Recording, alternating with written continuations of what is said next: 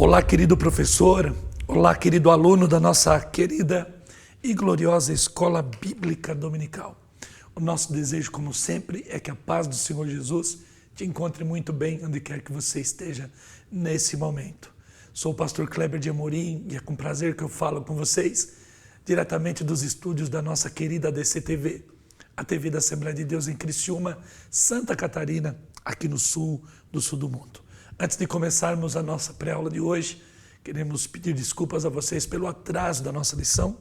Temos passado aqui pelas intempéries do clima aqui do sul e nós somos apanhados aí por uma enfermidade e estamos hoje nos esforçando muito para mantermos com você esse pacto de toda semana, estarmos estudando juntos a nossa lição de adultos da EBD. Então, que o Senhor nos guarde, que o Senhor nos dê graça e que você possa compreender a nossa limitação hoje, mas o nosso desejo de com você construir uma semana abençoada na nossa pré-aula.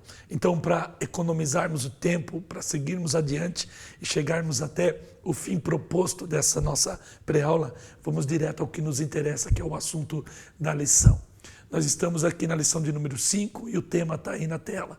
Uma perspectiva pentecostal de missões. Essa lição ela está proposta para o dia 29 de outubro do ano de 2023 e ela tem o texto de ouro lá em Atos 1 e 8. Texto muito conhecido que você vê aí na tela, a promessa de receber o Espírito Santo e ser testemunhas em Jerusalém, Samaria e até os confins da terra. E temos aqui a verdade prática, aquilo que a gente tira da nossa lição e leva para a nossa vida cristã, aquilo que vai então nos conduzir na nossa ética, na nossa moral, na nossa espiritualidade. E dessa lição a gente vai tirar a seguinte lição: o Espírito Santo derramado no Pentecoste é o mesmo Espírito de Deus, o mesmo Espírito que Deus deseja derramar de novo na igreja da atualidade. Veja que sempre foi a mesma igreja. Veja que o Espírito que o Senhor concede em Atos 2 é o Espírito Santo, é o Espírito de Deus.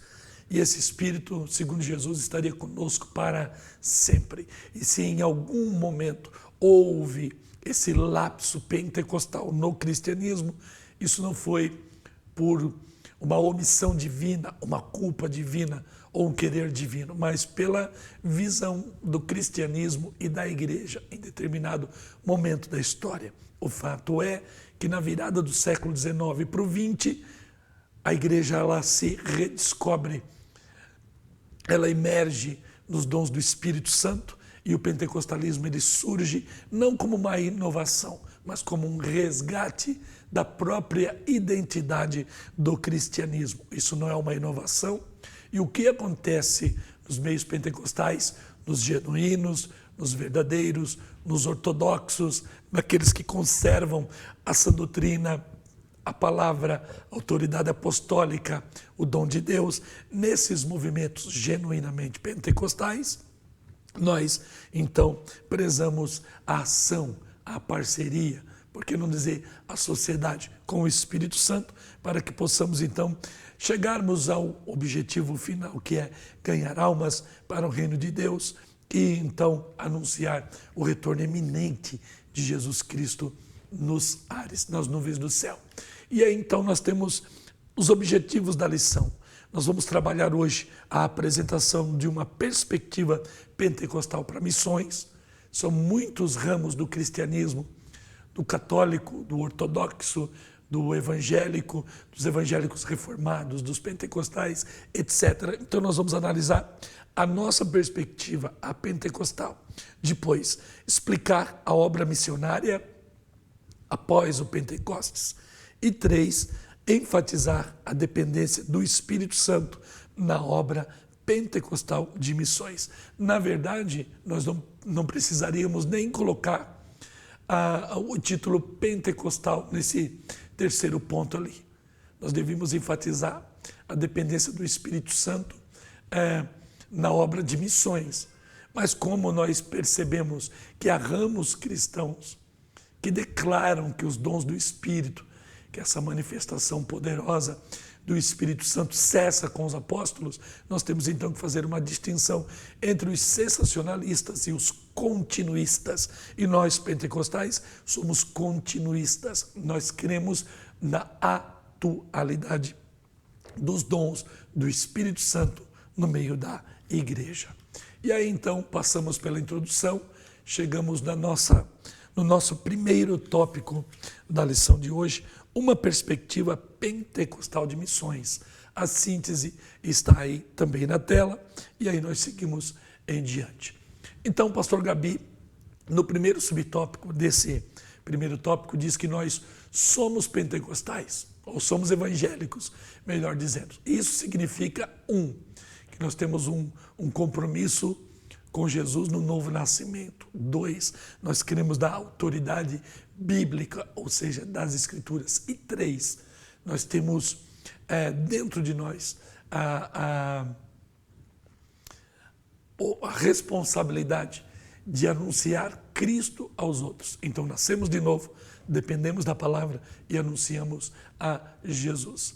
E aí ele diz que basicamente esses princípios são o que os evangélicos têm em comum. Nós cremos na autoridade das Escrituras, nós cremos na salvação pela fé e nós cremos no sacerdócio universal dos crentes, que nós vamos já falar mais ali na frente. Então, de acordo com o missiólogo Paul Pomerville, podemos dizer que o movimento pentecostal contribuiu com esse impulso evangélico descrito acima, com a natureza da dinâmica da fé cristã. E quando a gente olha o Brasil, especificamente falando, que tem hoje o maior movimento pentecostal do mundo, nós temos uma virada de chave na situação cristã. No século XX, nós temos então as estruturas que fundaram o Brasil sendo todas alteradas. E aí esse movimento evangélico, a partir dessa propulsão pentecostal, ela vai mudando o cenário cristão no Brasil, e nós estamos aí na eminência de tornar os evangélicos a maioria dos cristãos no Brasil. Isto é uma obra extraordinária, isso é sui generis, e quando você vê a história do mundo, você vai ver que raríssimos os lugares onde o cristianismo conseguiu, na modernidade, chegar a esse nível de compreensão, de pregação do evangelho e de transformação social. E quando a chama pentecostal arde no Brasil, os reformados já estavam aqui. Então nós percebemos que o pentecostalismo, ele é o agir de Deus nesse último tempo para a transformação, não só do Brasil, mas de todas as sociedades do mundo. E aqui nós temos eu fiz aqui um subsídio para você, nesse desenvolvimento da missão pentecostal. A gente vai ver que lá no passado, no começo, a igreja, ou os seguidores de Jesus, eram chamados de discípulos, depois foram compreendidos como igreja, e lá em Antioquia são chamados de cristãos. Mais tarde, a doutrina reta, ou a ortodoxia, ela é compreendida por uma igreja universal, ou católica, que do grego é católicos, a junção de dois termos, kata e holos, kataholos, que quer dizer do todo, total ou universal.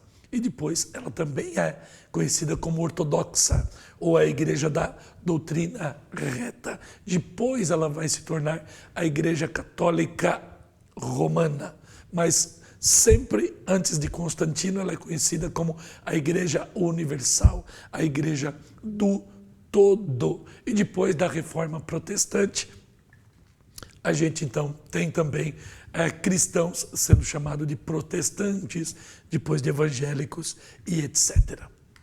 Nós temos aqui os seguidores de Cristo, ainda são chamados de evangélicos, e por fim chegamos aos pentecostais. Ainda somos pentecostais. O termo pentecostal nos referimos ao crente que crê na experiência com o Espírito Santo, como a que aconteceu do Espírito Santo lá em Atos, no Pentecostes, naquele santo cenáculo. E no finalzinho ali da nossa tela, ela remonta a obra do Espírito Santo com a igreja que começou no dia de Pentecostes e continua ao longo dos últimos dias até que Jesus Cristo volte para arrebatar a sua igreja. Então, essa é a concepção pentecostal. E ali está marcando mas é o segundo subtópico da nossa lição. E aqui eu coloco como subsídio desse segundo subtópico que o pentecostalismo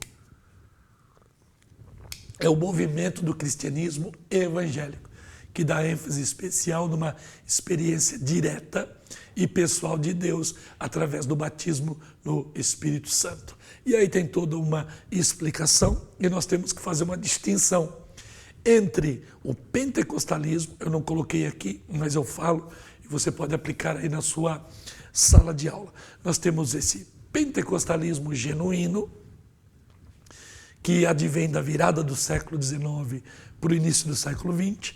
Depois nós temos uma reação da Igreja Católica Romana com os movimentos carismáticos de charis ou de carisma, dons do Espírito.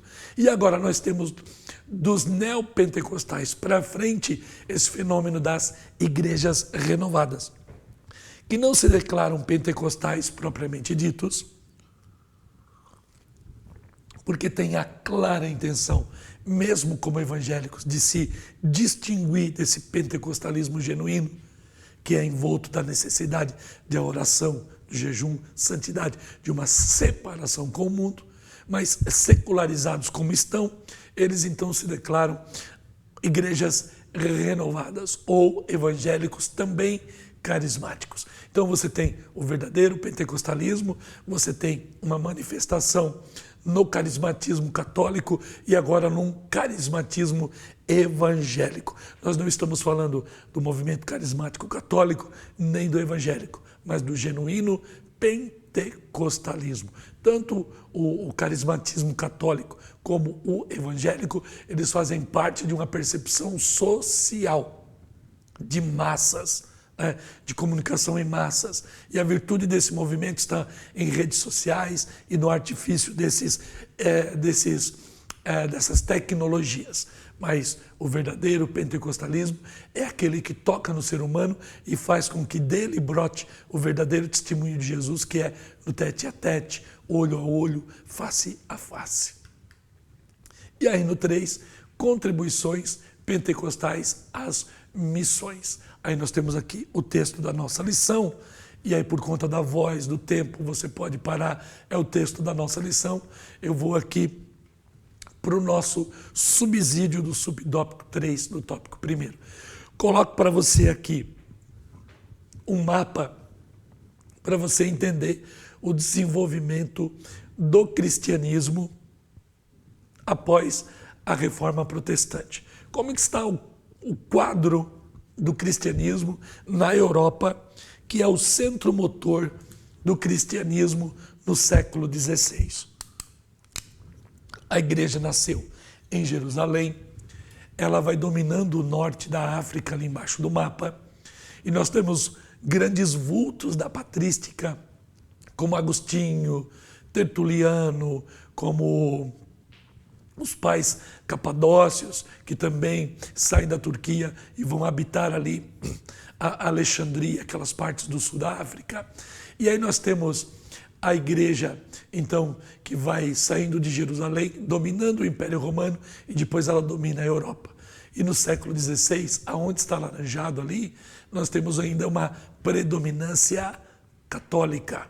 E aí nós temos ali a Itália, a Espanha e Portugal na Península Ibérica, que tiveram uma forte influência da invasão muçulmana na Europa pelo Estreito de Gibraltar. E aí então essa parte sempre lutou com essa invasão muçulmana do século VII até ali o século XIII. E então a Reforma Protestante ela não teve muito êxito na parte sul da Europa. Da parte norte, onde a gente vai pegar ali, naquela parte roxa, os luteranos. Nós vamos pegar ali depois, na formação da igreja da Inglaterra, você olha ali no mapa, Inglaterra, vermelhinha, a igreja anglicana, você vai vendo lá em cima também a Escócia, e aquela partezinha alaranjada em cima da Inglaterra é a Irlanda, que até hoje ainda é muito católica. E aí você vai ver alguns pontos em cinza, como lá em cima na Escócia, cinza virou calvinista, ali em Genebra também, aqueles pontos cinzas no meio do mapa, nós temos ali então uma predominância calvinista. E de onde vai surgir o movimento pentecostal? Justamente nessa parte cinza, nessa parte roxa, nessa parte vermelha, que é onde nós temos ali o nascer do movimento reformado ou da reforma protestante. Aí nós vamos vendo ali na Turquia já a igreja ortodoxa, naquela parte amarela russa, já dividindo-se esse território entre ortodoxos e muçulmanos, que é essa parte verde. Então, dali do norte da Europa para a América, na formação ali da América do Norte, principalmente, como os protestantes, franceses, ingleses, alemães, irlandeses, né? A gente vai os escoceses, a gente vai ver então o nascer, ou essa ponte do pentecostalismo da Europa para a América do Norte, depois para a América do Sul, África e atingindo todo o mundo. Assim é que o movimento pentecostal ele vai alcançando todas as partes do mundo. Temos aqui o subtópico 2 da nossa lição, a obra missionária depois do Pentecostes. E aí nós temos o primeiro tópico ou subtópico da nossa lição, a causa da obra missionária da primeira igreja. E o texto diz assim: o Pentecostes é o acontecimento que impulsiona a obra missionária da primeira igreja. E nós vamos ver também que no princípio do século XX, nós estamos saindo do materialismo histórico, ali do marxismo, do naturalismo das navegações inglesas, um ceticismo toma conta da Europa, nós temos o surgimento da teologia liberal dentro desse calvinismo europeu. Então há-se um pessimismo muito grande em torno do cristianismo, se anuncia a morte de Deus, e aí vem uma reação de Deus, né, reagindo contra tudo isso, contra esse humanismo declarado, e aí então volta-se a igreja, ou a igreja volta então a emergir na unção do Espírito, nessa dinâmica pentecostal, e há uma reação de Deus, e aí nós vemos um avivar, um frescor evangélico no século XX da nossa história. Então, o Pentecostes, ele impulsionou a igreja lá no passado, e o Pentecostes, ele faz com que a igreja no século XX, ela também reaja. E aí eu coloquei para vocês aqui a causa da obra missionária da primeira igreja. E eu vou colocando nesse meu subtópico aqui, de Atos 1 em diante, algumas ações do Espírito Santo, no capítulo 1 de Atos, 2, 3, 4, 5, 6, 7, 8, né? E aí no 8 a gente chega ali no Evangelho em Samaria, através de Filipe, e depois no seu encontro com Eunuco, fazendo essa ponte com a África.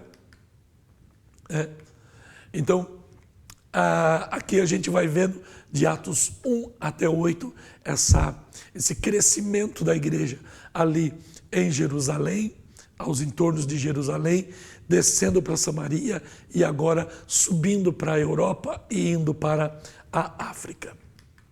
Temos aqui o subtópico 2, a expansão missionária da primeira igreja.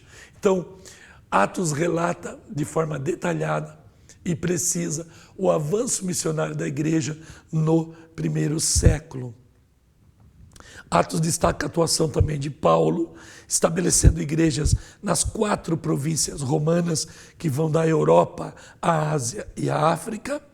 Também estão registrados trabalhos importantes de outros homens e mulheres de Deus, como Barnabé, Pedro, Silas, Filipe, João, Marcos, Apolo, Áquila, Priscila e etc. Porém, o diácono evangelista Filipe foi o primeiro missionário transcultural nessa ponte que nós falamos ali em Atos 8, com o eunuco de Candace, a rainha dos etíopes. Vamos ver aqui o que nós temos de subtópico, de subsídio para vocês nessa nossa pré-aula. Então eu coloquei aqui a expansão missionária da primeira igreja. Filipe era diácono, mas foi usado como evangelista. Barnabé, ele é o primeiro pastor lá em Antioquia, na primeira igreja fora de Jerusalém, e também é o primeiro missionário daquela igreja, junto com Saulo. Então, o diácono vira evangelista, o pastor vira missionário. Saulo de Tarso foi apóstolo, mesmo sendo itinerante. Fundou muitas igrejas, né, mediante a operação dos 5 ministérios do Espírito, lá em Efésios 4 e 11. Apóstolo, profeta, evangelista, pastor, mestre. A gente percebe que esses 5 dons do Espírito, esses 5 carismas, estavam em Paulo, que era um apóstolo itinerante e que não ficou, né, dentro de um lugar, de um mosteiro, de um reino, de um Vaticano da vida, de um castelo, de uma torre de marfim. Os apóstolos de Cristo são os enviados. Eram discípulos, seguiam a Jesus, agora como apóstolos são os enviados. E aí o apóstolo Paulo é enviado e tem os 5 carismas na sua vida. Barnabé é o primeiro pastor e o primeiro missionário daquela igreja. Filipe é diácono, mas é usado como evangelista.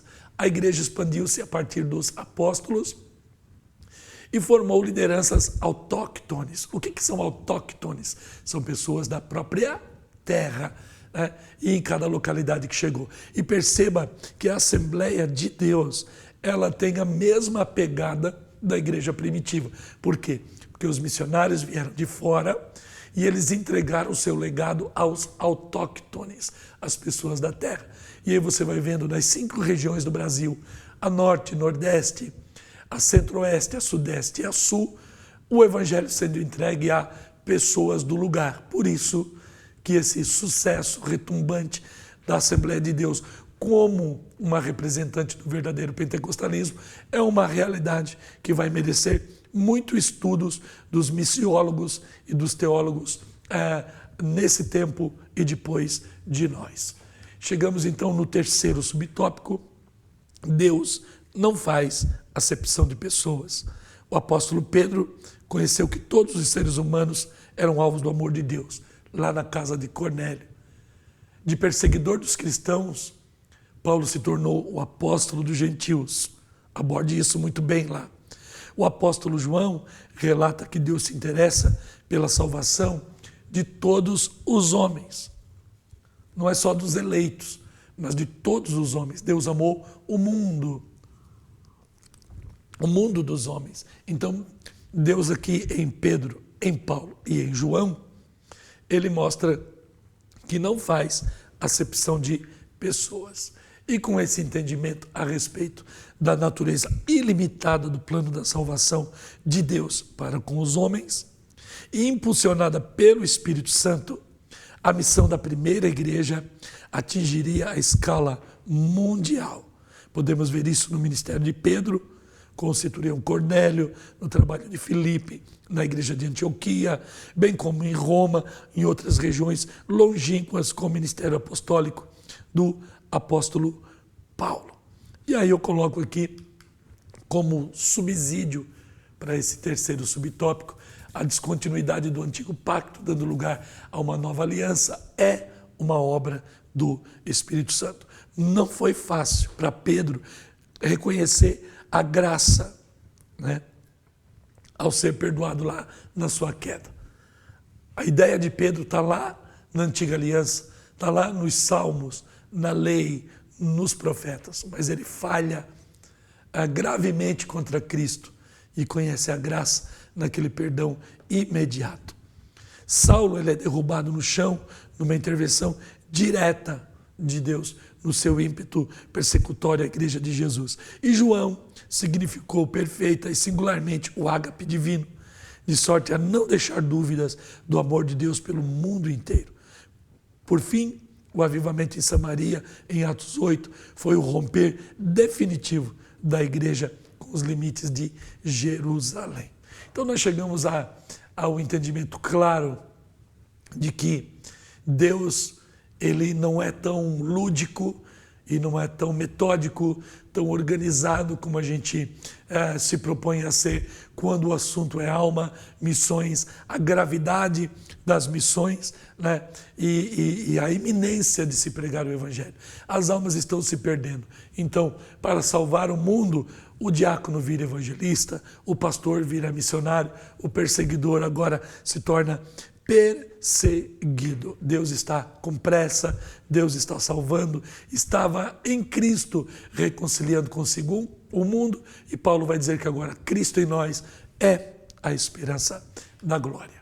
Chegamos no terceiro subtópico, ou tópico da lição, a ação do Espírito Santo e a obra missionária. A síntese está aí para os pentecostais, o Espírito Santo é indispensável à tarefa da obra missionária. Para nós pentecostais, não há missão sem o agir direto do Espírito Santo, influindo sobre nossas ações, no nosso fazer missionário. Então eu tenho aqui o texto da lição, que vai dizer que o Espírito Santo, ele unge, né? Ou ele capacita, ele inspira, né? Nos faz mover na sua dinâmica, ele nos separa e ele também nos envia. Então nós temos ali textos como Isaías 61, de 1 a 3, Lucas 4, 17 e 20, que vão falar de Jesus e a ação do Espírito Santo sobre a vida de Jesus. Ele ungiu Jesus, inspirou Jesus, separou Jesus, enviou Jesus. Ele vai fazer isso com a igreja, vai ungir a igreja, inspirar a igreja, separar os seus ministros e enviá-los para a obra missionária. Cristãos primitivos, por seu turno, eram fiéis em suas contribuições, o que proporcionava condições para os apóstolos pregarem a palavra de Deus. Então, aqui a gente vai ver que o Deus que unge, inspira, separa e envia é o mesmo Deus que também, no mesmo agir do Espírito, ele dinamiza o coração dos crentes a contribuírem para que o mover de Deus continue. Ainda aqui no nosso segundo subtópico, o Espírito capacita para a obra. E o texto vai nos deixar claro, o texto da lição, o Espírito Santo, ele escolhe, né, as pessoas para fazer a sua obra. E depois de escolher, ele vai instruir. Ele vai então amadurecer a alma, o pensamento, as convicções daquele que foi escolhido, para que ele não haja como neófito e no meio da caminhada ele caia por si mesmo, tropece em si mesmo, gere escândalos ou coisas parecidas. E aqui no subtópico 3, Deus age por meio do Espírito Santo. Então ele vai escolher, ele vai enviar, ele vai capacitar e ele também vai direcionar os evangelizadores. Aí o nosso autor ele vai dizer que quando nós analisamos as missões pela perspectiva pentecostal, uma das maiores conclusões ou deduções que nós vamos tirar da nossa forma de compreender o nosso fazer missionário auxiliados pelo Espírito Santo é que na nossa prática nós vamos declarar que o nosso Deus, ele é o Deus pessoal.